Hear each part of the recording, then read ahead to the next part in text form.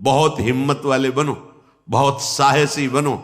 ये परमार्थ को समझ लोगे तो तुम निराश नहीं होगे। साधन करते हुए साधन पक्ष का अहम और भगवत शरणागति कृपा भाव की आपका परिचय नहीं, तो सीधे उत्तर आपको देना पड़ेगा। ध्यान रखना, अगर ये है कि जो कुछ साधन बन रहा है मुझ नीच में तो सामर्थ्य नहीं, मेरे आराध्य देव की कृपा से, गुरुदेव की कृपा से, तो लड़खड़ाओगे तो बचा लेंगे, ये विश्वास रखना। अहम करोगे, भाई जी से, हनुमान प्रसाद पोद्दार जी से किसी ने प्रश्न किया कि इतने माला, इतना पाठ, इतना सब करने पर भी भगवान ने हमें नहीं बचाया। तो भाई जी ने कहा प्रधान कारण अहंकार। अगर अहंकार है तो फिर ये मत सोचना कि भगवान तुम्हारी रक्षा कर लेंगे। अहम प्रभु के चरणों में समर्पित कर दिया है तो करो सदा तिनकै रखवारी, जिम बालक राखे महतारी। वास्तविक हमारे में सामर्थ्य नहीं है कि इन महावीरों से लड़ सके। काम, क्रोध, लोभ, मोह, मद, मत्सर, ये माया के बहुत प्रचंड सेनापति हैं, पूरे त्रिभुवन को परास्त करने की सामर्थ्य रखते हैं।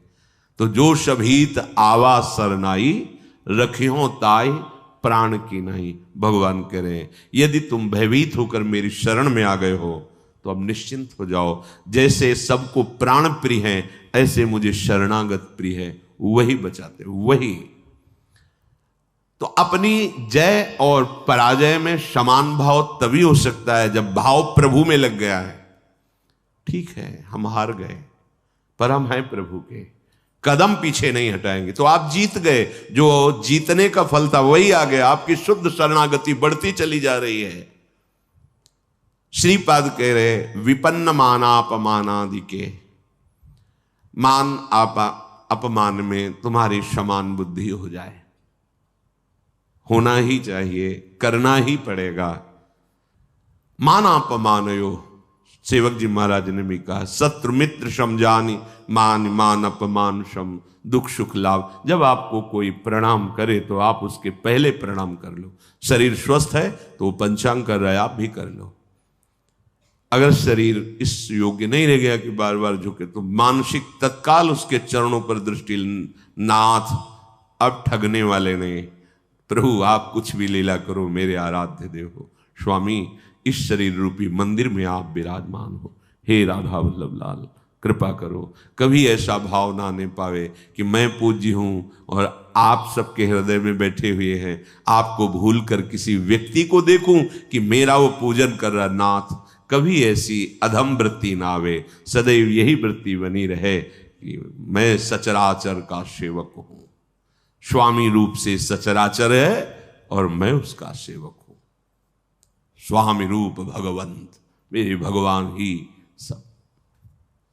तो मान अपमान व्यापेगा नहीं। तुल्य कृष्ण निविष्ट धीरधिवसन वृंदावनम वंद्यताम। ऐसे धैर्यवान बनो कि तुम्हारा चित्त श्री कृष्ण प्रिया प्रीतम से कभी अलग ही न हो।